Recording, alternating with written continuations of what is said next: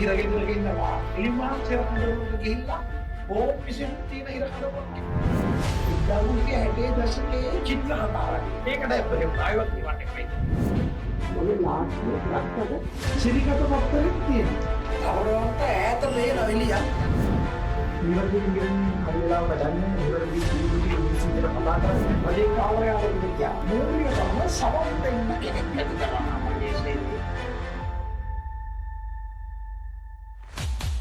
Mobile විශ්වවිද්‍යාලය වල විශේෂය mobile සංවිධානය ගැන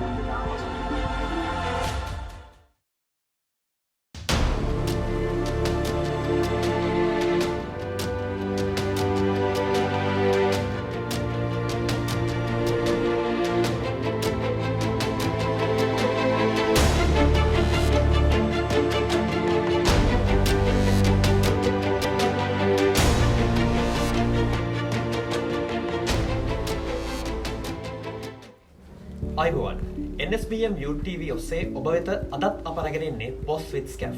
ඔබ දන්නවා Boss with Scaf වැඩසටහන ඔස්සේ අපි රටේ කාලීන සිදුවීම් පිළිබඳව ඒ ශේෂ්ත්‍රයන්හි ප්‍රවීණයන් සමග සාකච්ඡා කිරීම තමයි මෙම වැඩසටහනෙන් සිදු කරන්නේ. Boss with Scaf පෙර වැඩසටහන් ගැන ඔබට යලි මතකාවර්ජනයක් රැගෙන ආවොත් Boss with Scaf පළමු වැඩසටහන පළමු කොරෝනා රැල්ලෙන් අනතුරුව සමස්ත අධ්‍යාපන ශේෂ්ත්‍රයට සිදුවෙච්ච බලපෑම සහ NSBM හරිත සරසවිය විශ්වවිද්‍යාලයක් ලෙස කොරෝනා අර්බුදයට මුහුණ දීපු ආකාරය පිළිබඳව අප සාකච්ඡා කරනු ලැබුවා. Boss with Scaf දෙවන වැඩසටහනේදී අප සාකච්ඡා කරනු ලැබුවේ ව්‍යාපාර ශේෂ්ත්‍රයට සිදුවෙච්ච බලපෑම සහ කොරෝනා අර්බුදයේ හේතුවෙන් බලපෑමකට ලක්වෙච්ච ව්‍යාපාර එම අර්බුදයෙන් ගොඩ ගැනීම පිළිබඳව ඩ්‍රීම් ඩ්‍රෝන් ආයතනයෙහි ප්‍රධාන විධායක නිලධාරී ආචාර්ය කිෂෝර් ගෝමස් මැතිතුමන් සමගිනුයි අප දෙවන Boss with Scaf වැඩසටහන රැගෙන ආවේ. අද දිනේදී Boss with Scaf දෙවන වැඩසටහන ඔස්සේ අප සාකච්ඡා කිරීමට සූදානම් වන්නේ රාජ්‍ය සේවය පිළිබඳව. රාජ්‍ය සේවය පිළිබඳව රාජ්‍ය සේවයේ කාර්යක්ෂමතාවය අකාර්යක්ෂමතාවය සිදු වී තිබෙනවා නම් ඒවා පිළිබඳව රාජ්‍ය සේවයට තරුණ තරුණියන් ආකර්ෂණය වීමේ අඩුවක් පවතිනවා නම් ඒ පිළිබඳව අපි අද දිනේදී Boss with Scaf ඔස්සේ සාකච්ඡා කිරීමට සූදානම් වෙනවා. රාජ්‍ය සේවය පිළිබඳව අප Boss with Scaf ඔස්සේ සාකච්ඡා කිරීමට සූදානම් වෙද්දී අපේ ඔළුවට එක සැරේටම ආපු නම තමයි මැතිවරණ කොමිසම් සභාවේ හිටපු සභාපති මහින්ද දේශප්‍රිය මැතිතුමා. ආයුබෝවන් මහින්ද දේශප්‍රිය මැතිතුමනි. ආයුබෝවන්. පිළිගන්නවා ඔබතුමන්ව Boss with Scaf වැඩසටහනට. අපි දැක්ක ඔබතුමන් විශ්‍රාම ගැනීමට ආසන්න කාලවකවානුව තුළ දිගින් දිගටම මාධ්‍ය ඔස්සේ ප්‍රකාශ කරනවා විශ්‍රාම ගත්තට පස්සේ මම යනවා අම්බලන්ගොඩ තමයි මම ගිහින් ජීවත් වෙන්නේ කියන එක. කොහොමද ඔබතුමන්ගේ අම්බලන්ගොඩ ජීවිතේ විශ්‍රාම සුවය හොඳින් ගත කරනවද විශ්‍රාම ජීවිතය? 100%ක්ම විශ්‍රාමයක් නැහැ. මොකද හේතුව මම තවමත් මැතිවරණ කොමසාරිස්කමෙන් ගිහිල්ලා කමිෂන් සභාවේ ඉඳලා ඒක ෆුල් ටයිම් ජොබ් එකක්. දැන් නැවතත් සීමා නිර්ණය කමිෂන් සභාවේ සභාපති හැටියට ඉන්න නිසා 100%ක විශ්‍රාමයක් නැහැ. හරි විදිහට කිව්වොත් මේමයි.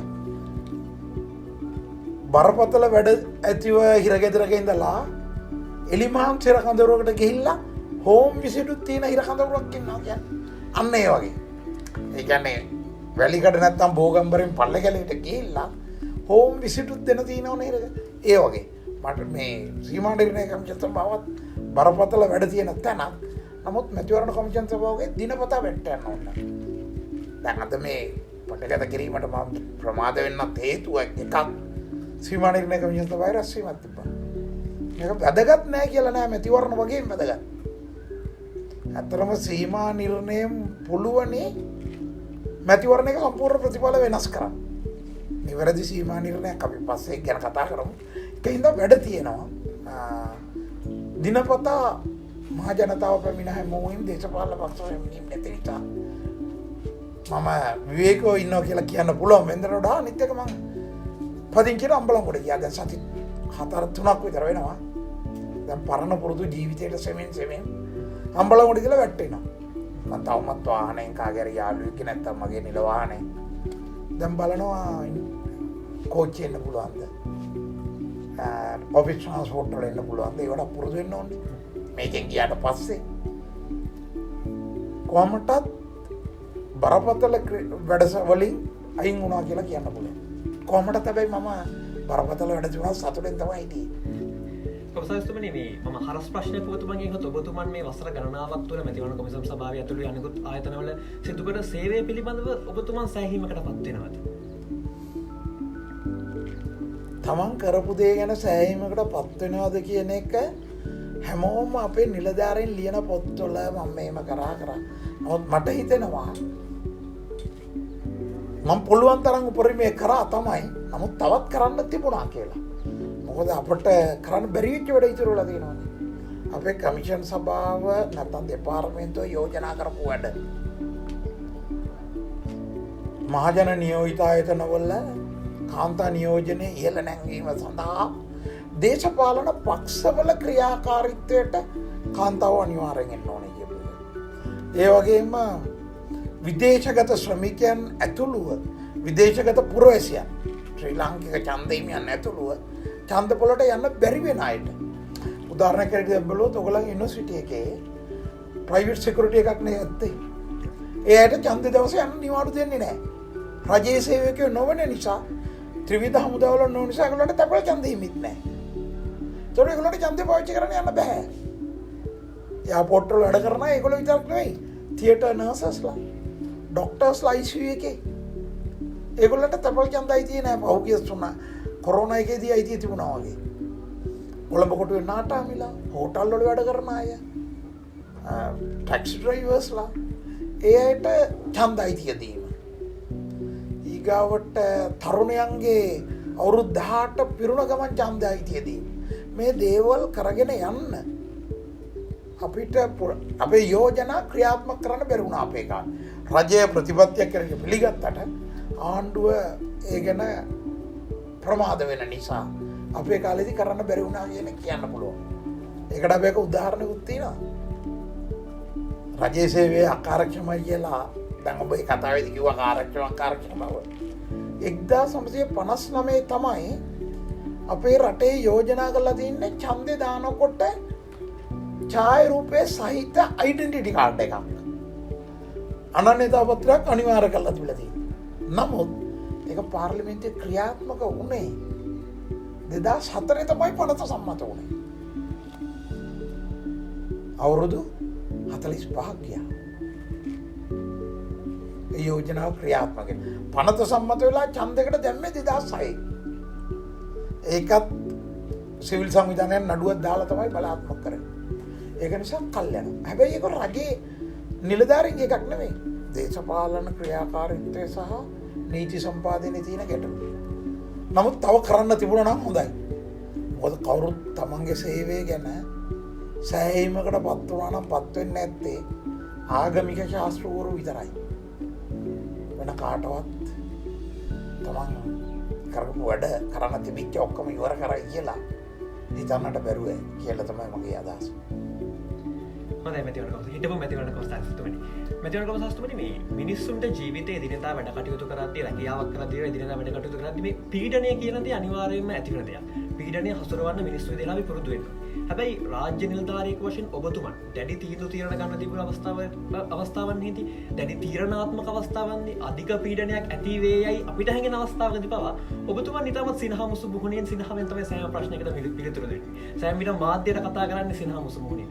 ඇත්තටම ඔබතුමන්ට පීඩනයක් ඇති වෙන්නේ නැත්නම් නැත්නම් කොහොමද මේ පීඩනය හසුරවාගන්නේ? පීඩනයක් ආවත් ඒක පෙන්වන්න නැතුව ඉන්න පුළුවන් නම් ඒක නේ ලේසිම වැඩේ. මට කේන්ති යන්නේ නැත්තේ නෑ. පීඩනය කියන එක ඕනම් වැඩකදී එනවා.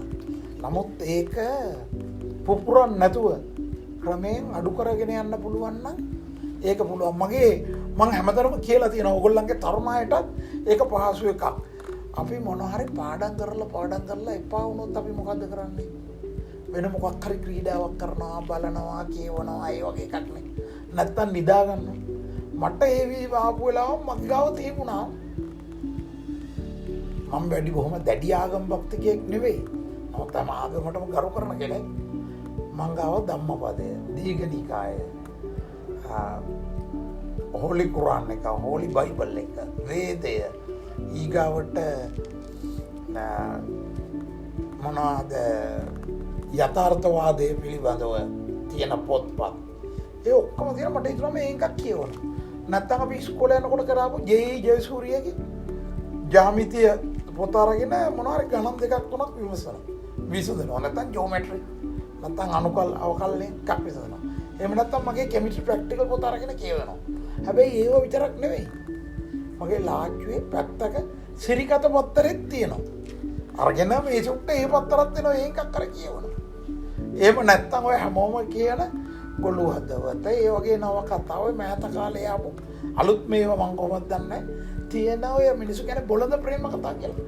ඒකක් කරගෙන ටිකක් කියවනවා. එතකොට මට මේ විනාඩි 5ක් කියවම ගැටලුව යනවා. එහෙම නැත්තම් මට කාට හරි පණින්න අර හිතුනොත් හොඳම දන්න කෙනෙකුට පණින්න. එතකොට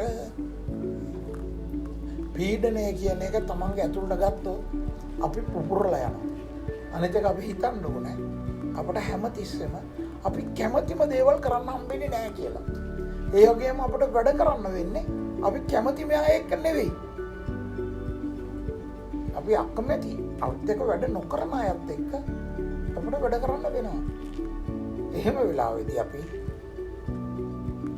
හිතන්නට ඕනේ අපිට සුදුසුම කෙනා හැමතිස්සෙම ලැබෙන්නේ නැහැ. හැමදේම අපි කරන වැඩේ අපට ඕන විදිහට කරන්නේ නැහැ කියලා හිතුවොත් ප්‍රෙෂර් එක රිලීස් කරගන්න පුළුවන්. මම හිතන්නේ මේ වැඩසටහන නරඹන තරුණ තරුණියන්ටත් ඉතාමත් වැදගත් උපදෙසක් තමයි ඔබතුමා විසින් ලබා දුන්නේ. මහින්ද දේශප්‍රිය මැතිතුමනි වර්තමාන වෙන විට මම පෙරත් සඳහන් කරා වගේම සමාජය තුළ සමාජ කතිකාවතක් ගොඩනැගිලා තියෙනවා මේ රාජ්‍ය සේවය අකාර්යක්ෂමයි කියලා. රාජ්‍ය ආයතනයක යම්කිසි වැඩ කටයුත්තක් සිදු කරගෙන යාමට ගියොත් දැඩි දින ගණනාවක් යනවා. දින 2-3කට අධික කාලයක් ගත වෙනවා. ඇත්තටම මේ මිනිස්සු කියන විදිහට මේ රාජ්‍ය සේවය අකාර්යක්ෂමද? එහෙම අකාර්යක්ෂම නම් රාජ්‍ය සේවයේ වසර ගණනාවක පළපුරුද්දක් අත්දැකීමක් තියෙන පුද්ගලයෙක් වශයෙන් ඔබතුමන් කවර ආකාරයේ විසඳුමක්ද ඒකට ලබා දෙන්නේ මේ රාජ්‍ය සේවය කාර්යක්ෂම කරන්න? අකාර්යක්ෂමයි කියන එක අපි එක එක්කෙනා බලන විදියට තමයි තියෙන්නේ. ඒක සාපේක්ෂව තියෙන්නේ. කාර්යක්ෂම කියන එකට මට උදාහරණයක් දෙන්න පුළුවන් අකාර්යක්ෂම නැහැ කියන එක. අපි මුළු ලංකාවෙම දැන් 1,60,00,000ක් ඡන්දදායකයෝන්ගේ 1,30,00,000ක් අපි ඡන්ද වලට ගෙන්නනවා එක දවසේ. 9ක් ඇතුළත ඡන්දේ දාලා ඡන්ද ප්‍රතිඵල පස්සෙන්ද උදේ වෙනකොට දීලා ඉදාම දවල් වෙනකොට ජනාධිපතිවරයා දිවුරුම් දෙනවා. කොහොමද කියන්නේ අකාර්යක්ෂමයි කියලා? ඊගාවට ලොකු පස්කන්දක් ගම් වතුරක් කඩන් වටුනොත් ඒ මිනිස්සු බේරගන්නේ රජයේ සේවයෙන් ඇවිල්ලා තමයි. ආපදාවක් වෙලාවේදී ඒ වගේ වැඩක් කරද්දී අපි කාර්යක්ෂමයි. හැබැයි එදිනෙදා වැඩ කරනකොට රූටින් වැඩ කරනකොට අකාර්යතාවක් තියෙනවා. ඒකට හේතුව මේ තියෙන නීති රීති වලින් බැඳීම් වලින් එකතු වෙලා වැඩ කරන එක. දැන් සමහර අය කියන්නේ ආණ්ඩුවේ සමහර කඩේකින් ගියොත් ඒ කඩේ මුදලාලි බඩු විකුණන්නේ අපට ඕනවට වගේ. ගත්තත් එකයි නැත්තත් එකයි.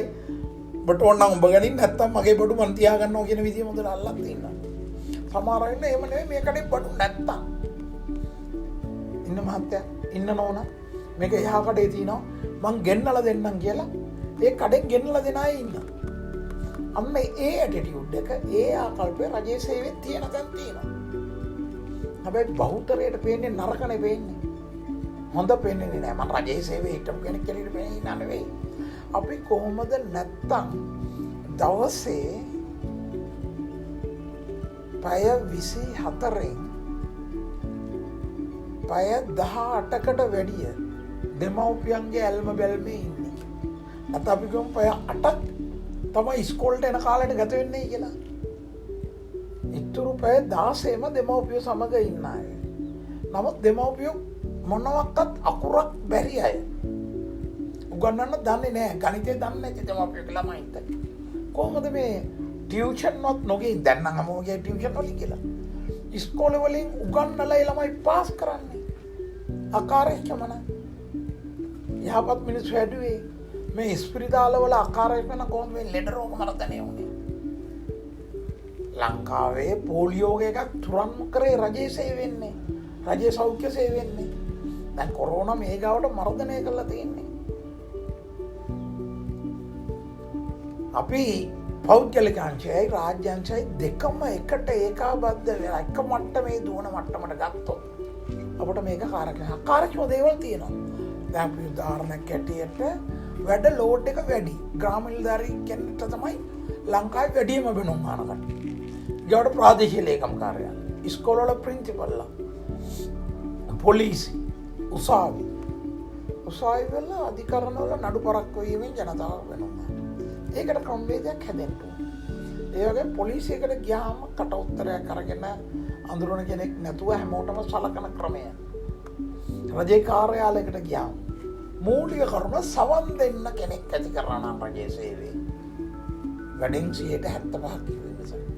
ඔයාගේ වැඩේ මට කරන්න බෑ දවස් 5ක් 6ක් යයි කියන එක හරියට කියනවා නම් ඒක පුරුදු කරන්න ඕනේ රජයේ සේවයෙන් නෙවෙයි. දෙමව්පියෝයි සමස්ත සමාජයේම ආකල්පය. රජයේ සේවය විතරක් අකාර්යමයි කියන්නේ සමස්ත සමාජයේම අකාර්යම. රජයේ සේවය සමාජයේ කොටසක්. අපි සමාජයේ කාර්යක්ෂම රාජ්‍ය සේවීම කාර්යක්ෂම.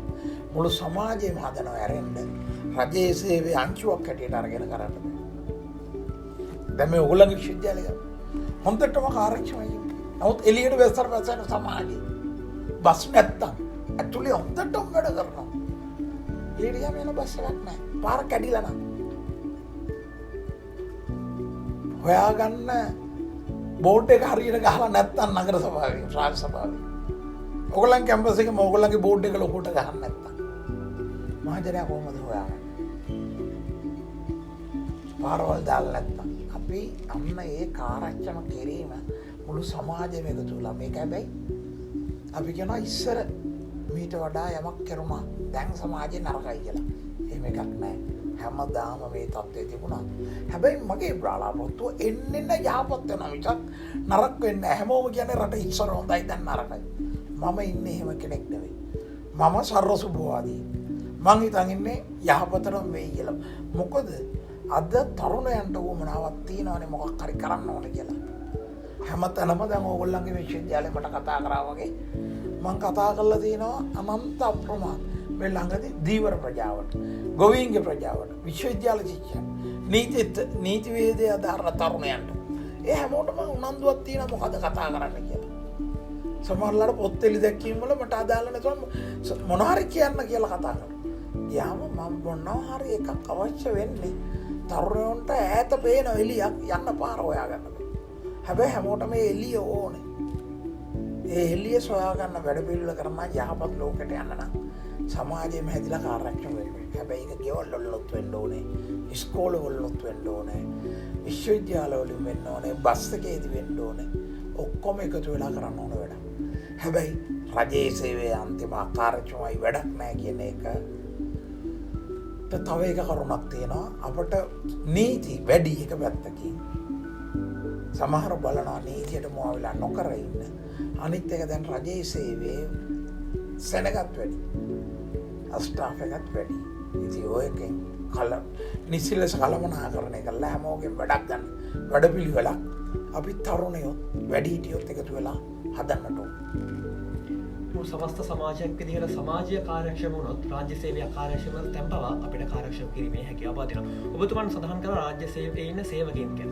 මගේ ඊළඟ ප්‍රශ්නයත් ඒ සේවකයන් ආශ්‍රිත අපි යොමු මැතිවරණ කොටසස්තුමනි තරුණ මේ වර්තමානයේ වෙන විට තරුණ පරම්පරාවේ වැඩි දෙනෙක් පෞද්ගලික විශ්වවිද්‍යාල වලින් මේවා රාජ්‍ය විශ්වවිද්‍යාලයෙන් මේවා උපාධිය ඉවර කරන උපාධිය ලබා ගන්න උපාධිධාරීන් මේ රාජ්‍ය සේවයට ඇතුළත් වීමේ නැඹුරුතාවයේ යම්කිසි අඩුවක් තියෙනවා කියලා මිනිස්සුන්ගේ මතයක් තියෙනවා. විශේෂයෙන්ම කාන්තාවන්ට වඩා පුරුෂයින්ගේ රාජ්‍ය සේවයට ඇතුළත් වීමේ අඩුවක් තියෙනවා කියලා මතයක් ගොඩනගලා තියෙනවා. ඇත්තද මේ කතාව? ඒකට හේතුව ලංකාවේ කාන්තාව වැඩිනේ. 52ක් ඉන්නවා. තරුණයන්ගේ වැඩේ මූලික කරුණ ඒගොල්ල හිතනවා රජයේ සේවයට වඩා වැඩි මුදලක් උපය ගන්න පුළුවන්. ඒක මම උදාහරණයක් කියන්න. ගවර්න්මන්ට් ඇකවුන්ටන්සි වලට ඇකවුන්ටන්ට්ස්ලාගේ සර්විස් එකට ඇතුල් වෙන්න පුළුවන් චාර්ටර්ඩ් ඇකවුන්ටන්ට්ස්ලාට එන කෝටා එකක් තියෙනවා. ඒ චාර්ටර්ඩ් ඇකවුන්ටන්ට්ස්ලාගේ කෝටා එකෙන් ඇවිල්ලා තියෙන කාන්තාව තමයි වැඩි කරේ. පිරිවෙන අඩුයි. ඒගොල්ලෝ කියලා වැඩ කරනවා. ඒක අපේ සමාජයේ සංස්කෘතික තියෙන ප්‍රශ්නයක්.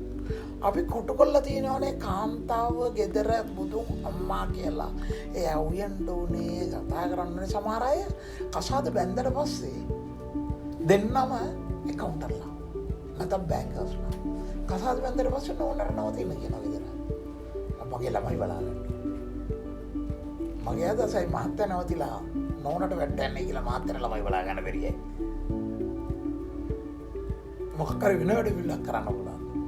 ඒකෙන් පිරිමි අය හිතනවා කාන්තාව ගෙදරට රජයේ සේවයට ගියොත් අනිත් එක ලේසි. විශේෂයෙන්ම ටීචින් වලට ගියොත් නැත්තම් ප්‍රාදේශීය පාලනයට ගිහිල්ලා ගමකට තමන්ගේ ගමටම ගියොත් කාන්තාවන්ට මේක ලේසි පඩියකුත් හම්බ වෙනවා. පිරිමි හිතන අපිට වෙන වැඩක් කරන්න පුළුවන්. අනිත් එක තවත් ලොකු එකක් තමයි උසස් අධ්‍යාපනයට තරුණයෝ යොමු වෙනවා අඩුයි.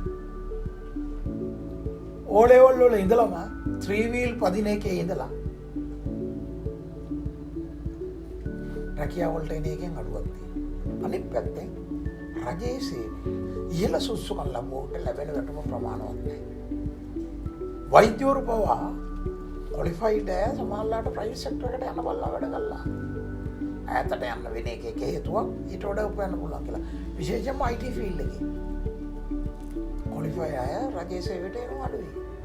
මේ සඳහා විසඳුම් අවශ්‍යයි. මේ වැටුම් ස්ට්‍රක්චර්ස් වෙනස් වෙන්න ඕන. සීමාවක් අඩු කරන්න ඕන. අඩු කළා වැඩි දක්ෂතාවයට වැඩි වෙනවා. කියන දේ ක්‍රමවේදයක් આવොත් එන්න පුළුවන්. අනිත් එක රජයේ සේවයේ බොරු කරන්නේ. අපට බොරු කරලා වැඩක් නැහැ කියලා වැරදි ආකල්පයක් තියෙනවා. රජයේ සේවයට යන්න ඕනේ පෙන්ෂන් එක ගන්න බලාගෙන කියලා එන අය. නමුත් වැදගත්ම කරුණ රජයේ සේවයට බදවා ගන්නේ තිබෙන තනතුරු වලට. නමුත් අද වෙලා තියෙන්නේ රජයේ සේවය රැකියා සැපීමේ ආයතනයක් හැටියට සලකලා රැකියා දීමේ වැඩපිළිවෙල නිසා ඒකට එනවා. යමක් කරන්න ඕනේ කියලා හිතන අය එන්නේ නැහැ. මේ විශේෂයෙන් ගැටලුව තියෙනවා. දැන් උදාහරණයක් හැටියට ග්‍රාම නිලධාරී සේවයේ විභාගෙ තිබ්බා. කාන්තාව තමයි 70%ක් 75%. පරිපාලන සේවෙත් එහෙම. ඉංජිනේරු සේවයේ ඇරෙන්න මං හිතන්නේ ගණකාධිශාස්ත්‍රයේ දැන් එකට වාගේට පාලා ඉන්නවා. අනිත් හැම සේවාවකම කාන්තාව වැඩි. පිරිමිනේ අඩු වෙලා තියෙනවා. ඒකට හේතුව උසස් අධ්‍යාපනයේ නිරත වන පිරිමින්ගේ සංඛ්‍යාවේ අඩුවක් තියෙනවා. ඒකයි හේතුව. රජයේ සේවය ඉස්සර වගේ ආකර්ෂණ තනක් නෙවෙයි. ඊට වඩා වැඩි වැටුම් වැඩි පහසුකම් ලබා ගන්න පුළුවන් දැන් තියෙනවා කියලා තරුණයෝ හිතනවා ඇති. ඒකයි හේතුව. හොඳයි. මෙතන මේ පසුගිය කාලවකවානු තුළ ලෝකයේ පැවති තත්ත්වයක් එක්ක රටේ පැවති තත්ත්වයක් එක්ක ගොඩක් ව්‍යාපාර ආයතන වේවා රාජ්‍ය ආයතන වේවා මේ නිවසේ සිට වැඩ කිරීමේ සංකල්පය ක්‍රියාවට නැංගුවා. පෞද්ගලිකාංශයේ වර්තමානයේ වන විටත් බහුතරයක් පෞද්ගලිකාංශයේ ආයතනයන් තුළ මේ නිවසේ සිට වැඩ කිරීමේ සංකල්පය දිගින් දිගටම ක්‍රියාත්මක කිරීමට යනවා. රට තුළ යම්තාක් දුරකට කොරෝනා අර්බුදයට පාලනයකට ලක් වෙලා තිබ්බත්. හැබැයි රජයේ ආයතනවල මේ නිවසේ සිට වැඩ කිරීමේ සංකල්පය හිම්පිරීම නවතා දැමුවා. අපිට ඇත්තටම මේ රාජ්‍ය ආයතන තුළ නිවසේ සිට වැඩ කිරීමේ සංකල්පයන් වැනි සංකල්ප තාක්ෂණික සංකල්පයන් ක්‍රියාත්මක කිරීමේ හැකියාවක් ලැබෙන්නේ නැද්ද? මටත් තේරෙන්නේ ඒක 100%ක් නැතිව මොකද කියලා. දැන් මම ඔබ කීප දෙනෙක් අපේ නිවසට ආපු වෙලාවෙ දැක්කා. අපි සතියේ නිවාඩු දිනයක් වුණා ඉරිදා දවසේ. මම කාගෙන් හරි WhatsApp message එකක් හරි email එකක් හරි ගෙන්නගෙන ඒක කරෙක්ට් කරලා ආපහු යවුවම ඒ අයට එකතු වෙලා වැඩ කරගන්න පුළුවන්. මං අම්බලන්ගොඩ ඉඳලා කොළඹට එන්න මට පැය දෙකක් යන. දෙකමාරක්. ආපහු වෙන දෙකමාරක්. ඊට වැඩිය ලේසි මට ඒ ඩොකියුමන්ට්ස් එක දාලා සම්මුඛ සාකච්ඡාවක් මොනකට මොන ප්‍රශ්න කරන දෙයක් නැත්තම් අපේ ෆයිල් වල සම්පූර්ණ ෆයිල් එක ඕනේ. ෆයිල් එකේ තියෙන දේවල් තමන්ගේ ඔළුවේ තියෙනවා නම් මේ ලියුමට උත්තර ලියන්න ඕනේ කොහමද කියලා. හැබැයි සමහර ලියු තියෙන පරණ ලිපි රෙෆරන්ස් බලලා ලියන්න ඕනේ. එහෙම එකකට එන්න වෙයි. නැත්නම් ලියුම ඩ්‍රාෆ්ට් කරනවා ටයිප් කරලා එවනවා නම් ඒ වැඩ කටයුතු කරන්න පුළුවන්. දැන් ඉස්සර අපේ ඉලෙක්ෂන් ඩිපාර්ට්මන්ට් එකේ අපි ඉඩ දීලා තිබුණා ගෙදර තියාගෙන චන්දර ඉස්තුවර තියෙන ලොකු ආකෘතිය ටයිප්‍රයිටර් වලින් ගහන්න කැමතියට ගහන්න කියලා. සෙන්සරයිද ඒ ගැව්වොත් අපි ඒගොල්ලන්ට දීමනාවක් වෙනම ගෙව්වා. ඒ කෝට් එකක් නැත්තම් වෙනම දීමනාවක් හදලා. ඒ වගේ ගෙදර ඉඳලා වැඩ කරන්න පුළුවන්. දැන් සමහර වෙලාවට මමම ගියොත් වැඩට එන්න නම් බස් ගාස්තු නෙවෙයි ඇඳුම් අයන් කරන්න. නැත්තම් සාමාන්‍ය ටී-ෂර්ට් එකක් දාලා වැඩ කරන්න. හැබැයි සමහර රැකියාව තියෙනවා එතනට නොගින් කරන්න බැරි. උදාහරණයක් ග්‍රාම නිලධාරීන්ගේ රැකියාව. ඔව් කාර්යාලයට වෙන්නවනේ මොකද ජනතාව ඔව් හම්බෙන්න එනවනේ. ප්‍රාදේශීය ලේකම්වරයාගේ රැකියාව. ඔහුට යන්නම් වෙනවා. ඔහුට ගෙදර ඉඳන් වැඩ කරන්න බෑ. සමහර දේවල් කරන්න පුළුවන්. ඊළඟට අපි ජනතාවගේ තොරතුරු අපි ඡන්දේ විනාම ලේඛනය සකස් කරන්න පුළුවන්. අපි දැනට කරා කමිෂන් සභාව ඉස්සරහට කරගෙන යනවා. ඒ කොලේ බෙදලා ලියාපොච්චි කරන එකත් ඔන්ලයින් e-governance වලින් කරන්න පුළුවන් මට්ටමට ගියොත් අපට සේවයට අවශ්‍ය දේවල් ඉක්මන් කරන්නත් පුළුවන්. නිරවද්‍යතාවය කරන්නත් පුළුවන්. විනිවිදභාවය තියෙන්නත් පුළුවන්. විනිවිදභාවය කියන එක ඔන්ලයින් එකෙන් හොඳටම ගන්න පුළුවන්. මොකද අනිත් අයට බලන්න පුළුවන්. අපි කොහොමද වැඩ කරන්න කියලා. මේ විශේෂයෙන්ම IT ෆීල්ඩ් එකේ නම් දැන් හුඟ දෙනෙක් අපි කිව්වොත් වැඩට යන්නේ කොහොමද කියලා දැන් ඇමරිකාවේ කම්පැනි වලට ලංකාවේ තරුණයෝ වැඩ කරනනේ තරුණියෝ. work from home තමයි. අපිටත් එහෙම කරන්න පුළුවන් බොහෝ දේවල්. ඒක කරගෙන අපලා විශේෂයෙන්ම මම දන්නවා අපේ ඥාති දියණියක් එයා වැඩ කරන්නේ රජයට සම්බන්ධ ආයතනයක මේ බලශක්තියට සම්බන්ධ තියෙන procurement section එකේ ඉන්නේ. ඒ ඔක්කොම documents ගෙදරට ගෙන්න ගන්නවා. අනිත් අය කතා කරනවා. අනිත් තුන් දෙනාම ඉන්න බෝඩ් එකේ එක මේ conference call එකෙන් හැමෝම ගාව document එක තියෙනවා. ඒ කතා කරලා ඉවර කරලා දානවා. නැත්නම් ඒ තුන් දෙනාම තමන්ගේ ඔෆිස් එකට අවිලා කතා කරන එක ඉවර කරලා මේ වැඩේ කරන්න පුළුවන්. ඒක ඊටාම තාක්ෂණයේ හරහා කිරීම. සමහර ඒවා කරන්න බෑ, සමහර ඒවා කරන්න ඕනේ. මම හිතන්නේ රාජ්‍යාංශය සම්පූර්ණයෙන් මේක නවත්තපු එක. හැමෝම ඔෆිස් එකට හැමදාම එන්න ඕනේ කියන එක මම හිතන්නේ නොකරුණා නම් හොඳයි කියලා. හොඳයි. රාජ්‍ය සේවයේ මතකට ඈතටක අපි කතා කරමු සමාජය පිළිබඳව. සමාජ ජාල මාධ්‍ය ගැන අපි කතා කරොත් ලංකාව ඇතුලේ යාවත්කාලීන වෙමින් ක්‍රියාකාරීව සමාජ මාධ්‍ය තුල කටයුතු කරන නමක් තමයි මහින්ද දේශප්‍රිය කියලා කියන්නේ. සමාජයේ මිනිස්සු තරුණ තරුණියන් සමාජ මාධ්‍ය වලට ඇබ්බැහි වෙනවා, පාසල් ශිෂ්‍ය ශිෂ්‍යයන් සමාජ මාධ්‍යයට ඇබ්බැහි වෙනවා කියලා කියන පසුබිමක ඔබතුමන් මේ සමාජ මාධ්‍ය වල ක්‍රියාකාරීව කටයුතු කරන පුද්ගලයෙක් වශයෙන් ඔබතුමන් මේ පිළිබඳව කවර ආකාරයේ අදහසක්ද දක්වන්නේ? දැන් මේක මම මෙහෙම ගත්තොත් ඕගොල්ලන්ගේ තාත්තලාගේ කාලෙදී නෙවෙයි ඊටත් කලින් ඔයගොල්ලන්ගේ තාත්තලාත් මට වඩා බාලයිනේ. එතකොට දෙමව්පියොත් මට වඩා බාලයි. 1960 දශකයේ චිත්‍ර කතා රැල්ල. ඒකට ඇබ්බැහි වුණා. ඒවා කියවන්න එපයි කියලා තිබ්බා. ඊට පස්සේ ඩීමන් ආනන්දගේ පොත් කියවන්න එපයි කියලා දැම්මා. ඊට පස්සේ කරුණාසේන ජයලජ්ජි පොත් වලට ඇබ්බැහි වෙනවා. ඒ ඇබ්බැහි වෙනවා කියලා සමාජය විනාශ වෙලා නැහැ නේ. පත්තර කියවනකොට අපෝ මේ කියවන පොත් දුල්ල වෙනවා මේ ළමයි. ක්‍රිකට් මැච් බලනවා කියනවා. හින්දි පික්චර් බලනවා. ඒක ඇබ්බැහි වීමක් නෙවෙයි. ඇබ්බැහි වීමේ නරකේ තියෙන්නේ ඕපනාවට වඩා කියෝ. නොකානොබී පොත් කියවුවොත් දැන් දුම්පානය මත්පැන් පානය වගේ වට ඇබ්බැහි වුණොත් ඒව නරකයි. නමුත් කියවීමට ඇබ්බැහි වීම වගේ දෙයක් තමයි මගේ අදහස. සමාජ ජාලවලුත් කරන්නේ කියවීම. හැබැයි ඒක හරහා ඒකේ ගේම් ගහලා නැත්නම් අනම්මනම් වල්පල් කරමින් ඉඳීමේ තේරුමක් නැහැ. තමන්ගේ අධ්‍යාපන කටයුතු වලට ලෝකය ගැන දැනගන්න, අදහස් වමාරු කරගන්න, තමන්ගේ අදහස් කියන්න ප්‍රකාශනයේ අයිතිය. අපි දැක්කොත් තරණකයට අද මේ මියන්මාරයේ වෙන සිද්ධිය සම්බන්ධයෙන් මියන්මාරයේ ජනතාව සමාජ මාධ්‍ය හරහා තමයි දැනුවත් වෙන්නේ. අපි වුණත් මියන්මාරයේ වෙන්නේ මොකද්ද කියන එක සමාජ මාධ්‍ය වලින් දැනුවත් වෙන්නේ. මොකද පුවත්පත් වලින් ඒ වච්චර එන්නෙත් නැහැ. මේ නැෂනල් නිවුස් වල දැන් විදේශ ප්‍රවෘත්ති කියලා જાතියක් කියන්නේම නැහැ. එතකොට මේ සමාජ ජාලා තරුණයෝ පරිහරණය කිරීම තාම සතුටුදායක කරනවා. කොහොමද කියන්නේ සමාජ ජාලා වලට යන්න එපා කියලා.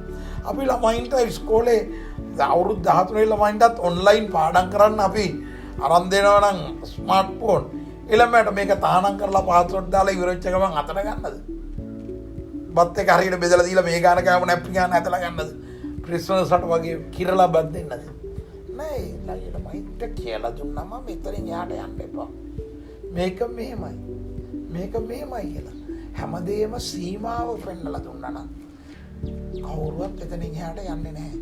අපි උදාහරණයක් කියලා වත්තට ඇතුල් වෙන තැනකට ලණුවක් ඇදලා තහනමක් පනවලා තිබ්බොත් ඒක කඩන් එන්න බලන්නේ නැහැ කවුරු. යකඩ ගේට්ටුවක් දැම්මත් එකයි ලණුවක් ඇදලා තිබ්බත් එකයි. හොරකම් කරන්න එනෙක් කියලා යකඩ ගේට්ටුව උණු පයින්නවා. එයාලා නුවත් කපන් එනවා. මෙතන තහනමක් තියෙනවා කියලා ඉන්නේ නැහැ. දරුවන්ට ආදරයෙන් පෙන්නලා දීලා මේ කියලා මම නම් තරුණයන් සමාජ ජාලාවල පැමිණිනීම ගැන මං ඒගොල්ල ධෛර්යමත් කරනවා. එන්න කියවන්න දැනුවත් වෙන්න. වඩාත් යහපත් සමාජයක් හදන්න කරන්න ඕනේ මොකක්ද කියන එක ඉගෙන ගන්න. හැබැයි මේක චැට් කරන්න කාට හරි බයින්න බුලි කරන්න බයිට් කරන්න පාවිච්චි කරන්න එපා. ඔබතුමත් පාසල් ශිෂ්‍ය ශිෂ්‍යාවන් ගැන කතා කරමින් ඉන්න මගේ ඊළඟ ප්‍රශ්නය පාසල් ශිෂ්‍ය ශිෂ්‍යයින් ආශ්‍රිතයෙන්ම ඔබතුමන්ගෙන් අසන්න. මැතිවරණ කොමසාරිස්තුමනි මේ රටේ හිටපු මැතිවරණ කොමසාරිස්තුමනි මේ රටේ ලෝකේ පෞද්ගලික කාලවකවානුව තුළ පැවති තත්ත්වයත් එක්ක වසරක පමණ කාලයක් පාසල් වසා දැමුණා. එතකොට ඉගැන්වීම් ක්‍රියාවලියේ අධ්‍යාපනයේ තිබෙන අරමුණුත් එක්ක පරිපූර්ණ පාසල් ශිෂ්‍යයෙක් පරිපූර්ණ උපාධිධාරියෙක් බිහි කිරීමට ඉගෙනීම් ක්‍රියාවලිය පමණක් සීමා වෙන්නේ නැහැ, ප්‍රමාණවත් වන්නේ නැහැ. ඔවුන්ට විෂය සමගාමී වැඩ කටයුතු වල නිරත වෙන්න ඕනේ, විෂය බාහිර දේවල් නිරත වෙන්න ඕනේ. හැබැයි ඔවුන්ට සීමා පැනුණ රටේ ලෝකෙ තිබෙච්ච තත්ත්වයක් එක්ක ඔබතුමන් වසර ගණනාවක් ගුරුවරයෙකු ලෙස කටයුතු කරා, රාජ්‍ය සේවය වැඩ කටයුතු කරලා අත්දැකීම් තියෙන පුද්ගලයෙකු විදියට මේ ශිෂ්‍යයින්ට ශිෂ්‍ය ක්‍රියාකාරකම් වල නිරත වීමට හැකියාවක් නොලැබීම අනාගතයට කවර ආකාරයකින් බලපායි? තාම නරකට බලපාන. ලෝකෙ බොහෝ රටවල් රැල්ල තියෙද්දි ලොක්ඩවුන් කරලා තිබ්බත් දරුවන්ට පිට්ටනිවලට යන්න යම්කිසි කාල සීමාවක් දුන්නා. දෙමව්පියන්ට කිව්වා ළමයි එක්ක ගිහිල්ලා මොකද ඒ වචනේ සමාජානුයෝගී එකතු වෙලා වැඩ කරන්න. අනිත් අය එක්ක මිශ්‍ර වෙන්න. සම වයස් කාණ්ඩේ ළමයි සමග ගැටෙන්න ඉඩ අරින්න කියලා. අපේ රටේ වෙච්ච ලොකුම හානිය කොවිඩ් එකෙන් ආර්ථිකයට වෙච්ච පාඩුවට වඩා මේ දරුවන් විශේෂයෙන්ම බස්නාහිර පළාතේ දරුවන්ට අනිත් දරුවන් සමග මොහු වෙන්න අවස්ථාව නැලැබීම අපේ සමාජයේ ප්‍රගමනය අවුරුද්දකින් නෙවෙයි අවුරුදු 5කින් විතර බාල කරයි කියලා මම හිතන්නේ. මොකද දරුවන්ට තමන්ගේ හිතවත් අය එක්ක කතා කරලා එකට සෙල්ලම් කරලා එකට වැටිලා ඉන්න නැතිවීම. ටොපිය කෑල්ලක් කඩලා අනික් කෑල්ල කන්න දෙන්න බැරි වෙච්ච එක. මාළු පාංගඩි කඩලා අනික් කෑල්ල තව එක්කෙනෙක් උදුරගෙන කන එක. ඒක නැති වුණාම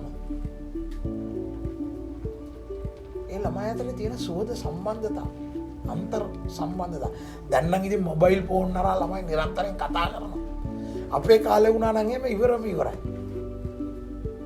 අපේ කාලේ වුණා නම් ඔය ලියුම් විතරනේ තිබුණේ. ලියුණොත් පොත ඇතුලේ දාලා දෙන ඒවා ඒ වෙන අනිත් වැඩ සම්බන්ධයෙන් තිබුණොත් ඒවත් කරගන්න බැරි වෙනවනේ. දැන් මේ ඔබ අහපු ඒක ඉතාම වැදගත් ප්‍රශ්නයක්. මම හිතන්නේ මේක අධ්‍යාපනක් තාම බරපතල ලෙස සාකච්ඡා කරන්න ඕන දෙයක්. ළමයින්ට එකතු වීමට තියෙන අවස්ථා. නාට්‍ය කතික තරඟ ක්‍රීඩා තරඟ ඒවා නැතිවීම ඉතාම බරපතල හානියක්. ඒක මං හිතන්නේ පිළියමක් හැටියට අපට ප්‍රාර්ථනා කරන්න පුළුවන් එකම දේ මේ වසංගතය ඉක්මනින් තුරන් වෙලා ආයෙ පරණ තත්ත්වයට එන්න පුළුවන් වෙයි කියලා. බස්නාහිර පළාතේ පළවෙනි වසරේ මුල්ලික ඇතුළේ ළමයි සමහර දවස් 2යි පාසල් ගිහිල්ලා තිබුණා. ඉතින් කොහොමද අපි කියන්නේ ළමයිට අධ්‍යාපනයක් ලැබුණා කියලා?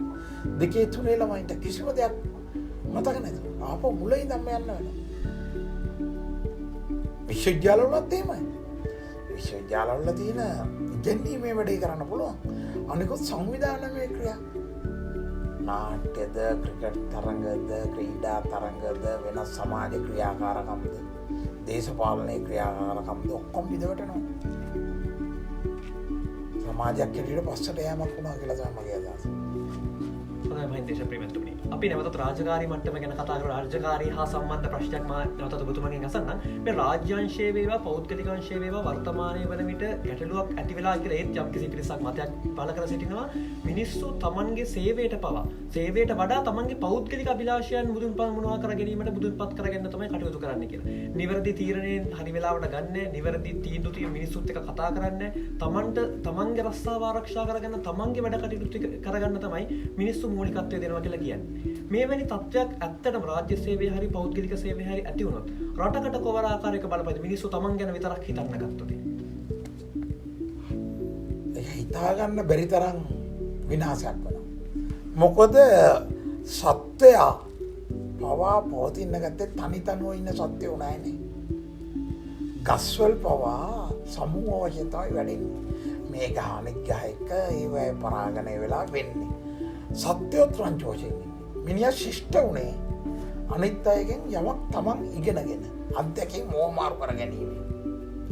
නැති අය වඳ වෙලා ගන්න පටන් ගන්නවා. මේ සමූහයක් වශයෙන් ජීවත් වෙන එක ලෝකේ බොහෝ තැන්වල තිබුණා දියුණු කරා සම්පකාර ව්‍යාපාරය හරහා දේශපාලන පක්ෂ හරහා ඒවා මේ වාමාංචිකද දක්ෂිණාංශද ගැන සංවිධානගත වීමෙන් දැන් නමුත් මේක යම් කලෙක අපේ රටේ තනි තනිව සිටීම අපේ පක්ෂයේ පමණයි අපේ ජාතිය පමණයි අපේ ආගම පමණයි අපේ කුලය පමණයි අපේ රට පමණයි ඉස්සෙල්ලා එහෙම වෙයිලා අපේ රට පමණයි අපේ පක්ෂය පමණයි අපේ ජාතිය පමණයි අපේ කුලය පමණයි ඊට පස්සේ අපේ ගමේ පමණයි සමහරවිට අපේ පාසල පමණයි අපේ විශ්වවිද්‍යාලය පමණයි එහෙම වෙන් වෙලා ගිහලා පවුල කියන එකකට පවුල ඇතුළේ තද තනියම තමන්ම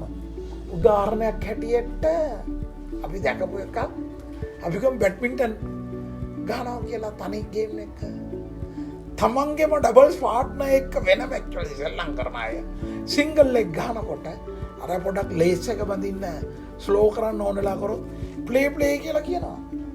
එකට සෙල්ලම් කිරීමක් නැහැ. වැඩි දෙනෙක් කැමති සමූහ ක්‍රීඩා වලට නෙවෙයි. බැඩ්මින්ටන්, ටේබල් ටෙනිස් ඒ වගේවට. සමූහ ක්‍රීඩා වලට දෙන්නේ ශිෂ්‍යපට බලකායට. එහෙම නැත්නම් බාල දක්ෂ ව්‍යාපාරයට. පාපොන්දු වලට, බාස්කට් බෝල් වලට ඒවට කැමැත්ත දක්වන ප්‍රමාණය අඩුයි. හේතුව තනිව ජීවත් වීමට පුරුදු වීම. කොටින්ම කිව්වොත් ඒක මහා සාධාරණ කීමක් කියලා හිතන්න පුළුවන් කාට හරි. විභාගේ අමාරු වුණා කියලා විභාගේ ලේසි කියලා අඬන ළමයි ඉන්නවා. හේතුව ඇයි? හැමෝටම එනවා. දැන් මම පන්තියේ පළවෙනිය කියලා දුන්නේ. විභාගේ හොඳටම ලේසි නම් මං කියනවා වෙනදා මං විතරයි 100 ගන්න. 95 ගන්න. තව 10 දෙනෙක් විතර 95 ගත්තොත්. එහෙම හිතන මට්ටමට ළමයි වැටලා තියෙනවා. තමන්ගේ නෝට් එක නේද හැබැයි ඒකෙන් මිදිලා ඕගොල්ලෝ මේ කරන ව්‍යාපාරය කණ්ඩායමක් ඇරෙලා එකතු වෙලා කරන එක ඉතාම වැදගත් වැඩක් හැටියට මම දකිනවා. මොකද අපි සාමූහික සත්‍ය රටක් දියුණු කරන්න බෑ සාමූහික ප්‍රයත්නයෙන් අර. ඒක තමයි වැදගත්ම කරුණ. හොඳයි. අප බොස් විත්ස් කැෆ් දෙවැනි වැඩසටහනේ අවසාන භාගය වෙතයි කෙමෙන් දැන් ළඟා වෙන්නේ. මේ මහින්ද දේශප්‍රිය මැතිතුමනි වැඩ ලෝකයට තරුණ තරුණියන් වැඩ ලෝකයට පිවිසෙන්න ඉන්න තරුණ තරුණියන් විශාල ප්‍රමාණයක් තමයි අපිත් සමග මේ වැඩසටහන සමගින් එක්ව සිටින්නේ. අලුතෙන් වැඩ ලෝකයට එක් වෙන්න සිටින තරුණ තරුණියන්ට වසර ගණනාවක් පළපුරුදු තිබෙන පුද්ගලයෙකු වශයෙන් ඔබතුමන් කවර ආකාරයේ උපදෙසක් ලබා දෙන්නේ අලුතින්ම තමන්ගේ රාජකාරිය ආරම්භ කරන්න බලාපොරොත්තු වෙන තරුණ තරුණියන්ට? කොතනකවත් වැඩට ගියාම හිතන්න ඕනේ මම නැත්තම් මේ ආයතනය නැත්තේ කියලා හිතන මට්ටමට ඉහළට ගියාම හිතන්නට හොඳ නැහැ. මේක සාමූහික ප්‍රයත්නයක්. අපි මේ මහා යන්ත්‍රයේ එක දැතිරෝධයක්. හැබැයි අපි හරියට වැඩ කරොත් තමයි යන්ත්‍රය දුවන්නේ. හැබැයි අපි නැති වුණා කියලා නෑ ඒක රිප්ලේස් කරන්න පුළුවන්. රිප්ලේස් කරන්න බැරි අය නෑ. ඒක අපි මතක තියාගන්න. හැබැයි අපි වැඩ කරනවා නම් ඒ ආයතනේ අපි උඩරින්ම ජවයෙන් ඒකෙන් දුවන්න ඕනේ. ඒක තමයි අංක 1. අපි වැඩ කරන තැනට ආදරේ නැත්නම් අපි කරන වැඩේට ආදරේ නැත්නම් එතන ඉන්න එපා. අකමැත්තෙන් කිසි තැනක රැඳී ඉන්න එපා. ඊගාව කරුණ වැඩ ලෝලිත්වය කියන එකෙන් පෙලෙන්න එපා. ඔකොලි. වැඩම තමන්ට වැඩේ තමන්ගේ රක්ෂාවට මේ මම කියන්නේ මගේ අත්දැකීම් වලින් තමන්ගේ රක්ෂාවට අමතරව තමන්ට ජීවිතයක් තියෙනවා කියන්නේ. ඒකත් අවශ්‍යයි. මොකද ආත්මාර්ථයෙන් තොර පරාර්ථයක් නැහැ කියලා තියෙනවා. අපි පොදු වැඩේම කරොත් තමන්ගේ වැඩේ හොයන්න නැතුව ඒක ආත්ම වංචාවක් වෙනවා. එතකොට වෙලාවක හිතෙනවා කලකිරීමටපත් වෙනවා. ඒකද තමන් වැඩ කරන දැන්ට උපරිම සේවය දෙනකම් තමන්ගේ කාර්යයන් වෙනුවෙනුත් මාතු වෙන්න ඕනේ. දැන් සමහර අය වැඩ කරගෙන යනවා. තමන්ගේ ප්‍රොමෝෂන් එකට ඕන විභාග වැඩ කටයුතු එකක් කරලා නැහැ. හැබැයි තවත් සමහරව ඉන්නවා තමන්ගේ ආයතනය වැඩ ගැන බලන්නේ නැහැ. තමන්ගේ ප්‍රොමෝෂන් එකට EB ටික මාස්ටර්ස් ටික ඉවර කරලා දාන්න. මේ දෙකම වැරදි. තමන්ට අවශ්‍ය සුසුකම් සපුරා ගන්න ඕනේ එතන යන ගමන්. ඉගෙන ගන්න ඕනේ තමන්ගේ අනිත් වැඩ.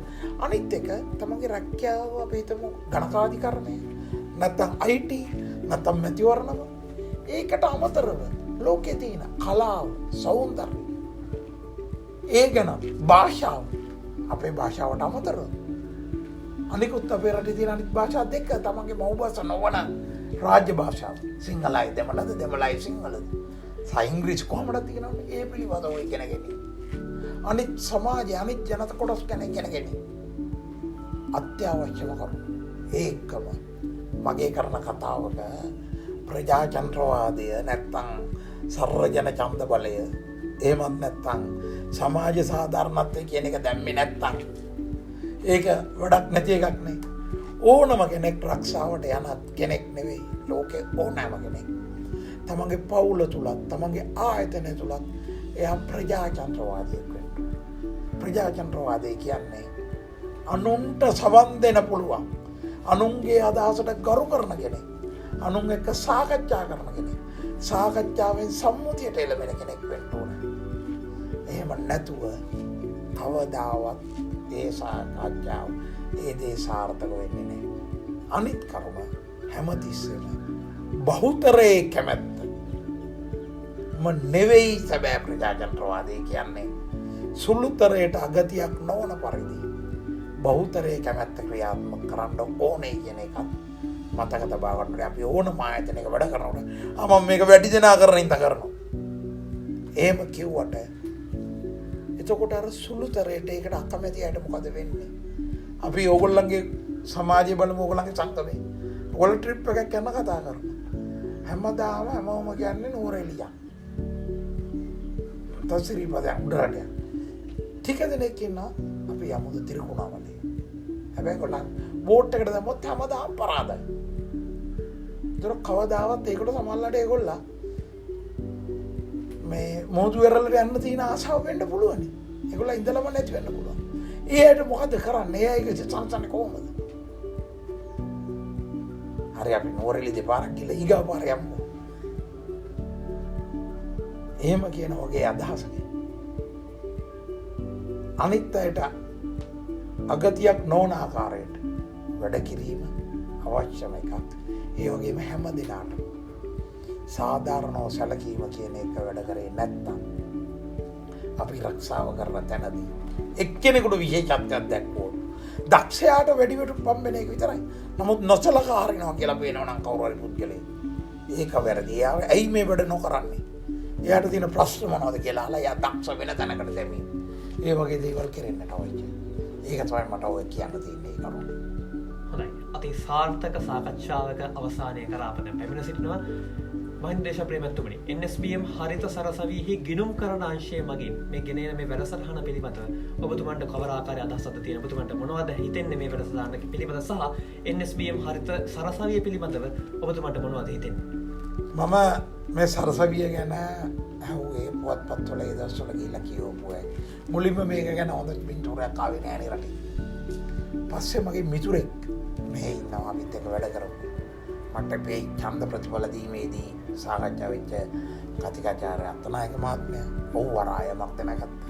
ඊට මගේ සහෝදරයා මෙහි ඇවිල්ලා කල්ලා බලලා තියෙනවා. මේ ඊට ඔබෙන් තොරතුරු නැත්නම් මම ගේ පෞද්ගලික අදහස අධ්‍යාපනය කියන එක සම දෙනාටම අයිති දෙයක්. නමුත් සම දෙනාටම රජයෙන් සපයන බැරි තරම් යම් ආකාරයක නිදහස් අධ්‍යාපනයෙන් ලබා ගන්න බැරුව හැලෙන අය ඉන්නවනම් එම අයට මේ ආයතනයක් පවතින්නට ඕනේ. නැත්නම් අපි කිව්වට කිසිම රජයකට ලෝකයේ කිසිම රජයකට සියලු දෙනාට විශ්වවිද්‍යාල අධ්‍යාපනය දීමේ ගැටලුවක් අපහසුකම් තියෙනවා. අනිත් එක දැන් මේක ඇවිල්ලා ඉවරයි. ඒකෙන්ද නෑ අපට ඕනේ විරුද්ධයි කියලා ඒක විරුද්ධ වෙන්න බෑ. ඔබේ විශ්වවිද්‍යාලය ශිෂ්‍යත්ව දෙමින් නොයකුත් ආකාරයට වැඩ කරනවා කියලා දැන ගැනීම ඒ කියන්නේ සතුටට කරුණක් රජයෙන් දෙන එක. මම කැමති හැමෝටම රජයට දෙන්න පුළුවන්. හැබැයි දෙන්න බැරි නම් ඒ අයට දැන් මේ පෞද්ගලික රෝහල් තියෙනවා වගේ ඒක දැන් යුගයේ අවශ්‍යතාවයක් වෙලා පෞද්ගලික ප්‍රවාහනය තියෙනවා. පෞද්ගලික රෝහල් හැබැයි හැමදේම මම මේකට කැලලක් එකතු කරන්න ඕනේ. හැමදේම පෞද්ගලිකව කරනවා කියලා. අපි සාකච්ඡාවකදී කිව්වා බොහෝ දෙනෙක් බලාපොරොත්තු වෙන එකක්. අපි පෞද්ගලික පාසල් වල, පෞද්ගලික විශ්වවිද්‍යාලවල, පෞද්ගලික රෝහල් වල, පෞද්ගලික සේවයන්වල, පෞද්ගලික ආයතන වල වැඩ කරන්න බලාපොරොත්තු වෙන්නේ. මේ ආණ්ඩුව රජය මේ අපිට වැඩක් නැහැ කියලා. මේ පොදු වැඩක් නැහැ කියලා කවුරු හරි හිතනවා නම් ඒක වැරදි. මක්නිසාදයක් කිව්වොත් අපි ඔක්කොම පෞද්ගලික වුණා. රෝහල් විතරක් නෙවෙයි පාලර් එකක් පෞද්ගලික වුණාට කනත් ප්‍රයිවට් නෙවෙයි. ඒක පොදුයි. ඒක නිව හොඳට තියෙන්න නම් ඒක පාලනය කරන මහජන නියෝජිත ආයතනය හොඳට තියෙන්න. ඒ වගේම මේවා කඩන් වටුණා. සුනාමි ආපු වෙලාවේ එහෙම නැත්නම් ගම් වතුරක් ආපු වෙලාවේ රජයෙන් තමයි කරන්නේ. ආණ්ඩුවේ. එහෙමනම් අපට මේ ඡන්ද වැඩක් නැහැ.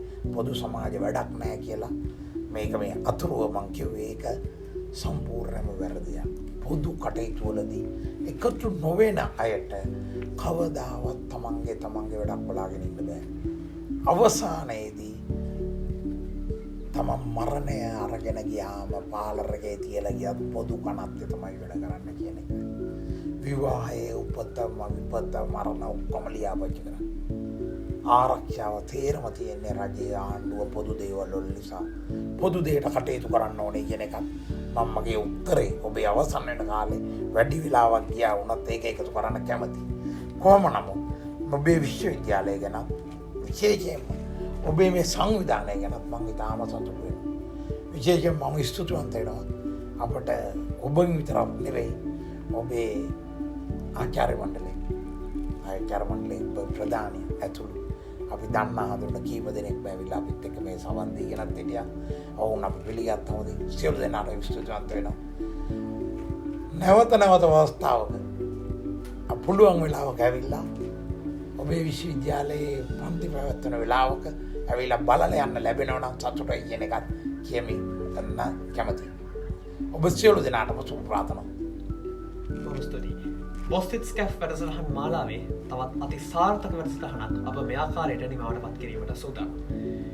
වෙනස් විදියට හිතන නිදහසේ අදහස් පළ කරන මැතිවරණ කොමිසමේ හිටපු සභාපති මහින්ද දේශප්‍රිය මැතිතුමන් සමගිනුයි අද දිනේදී බොස්ෆිට්ස් කැෆ් වැඩසටහන අප මේ ආකාරයට පැවැත්වුවේ. නැවතත් තවත් මාසයක ලබන මාසයේදී නැවතත් මේ ආකාරයෙන්ම සාර්ථක බොස්ෆිට්ස් කැෆ් වැඩසටහනක බහමුවේ බලාපොරොත්තු වෙමින් අදට බොස්ෆිට්ස් කැෆ් වැඩසටහන නිමවට පත් කරනවා. බොස්ෆිට්ස් කැෆ් වැඩසටහන සඳහා සහයෝගය ලබා දුන්නු NSBM හරිත සරසවිය සියලු දෙනාටත් NSBM හරිත සරසවියේ මාධ්‍ය ඒකකයේ සියලුම සමාජිකවන්ට අපගේ ගෞරවනීය ස්තුතිය පුද කරනවා. ඒ වගේමයි අපගේ ඇමතුම ලබා දී නමස්තාවේ සිට මපත් එක්ක එකතු වෙලා වැඩ කටයුතු සිදු කරපු මැතිවරණ කොමිසමේ හිටපු සභාපති මහින්ද දේශප්‍රිය මැතිතුමනි ඔබතුමන්ට අපගේ ස්තුතිය අප මේ අවස්ථාවේදී පුද කර සිටිනවා. එසේනම් බොහොම ස්තුතියි ඔබ සියලු දෙනාට.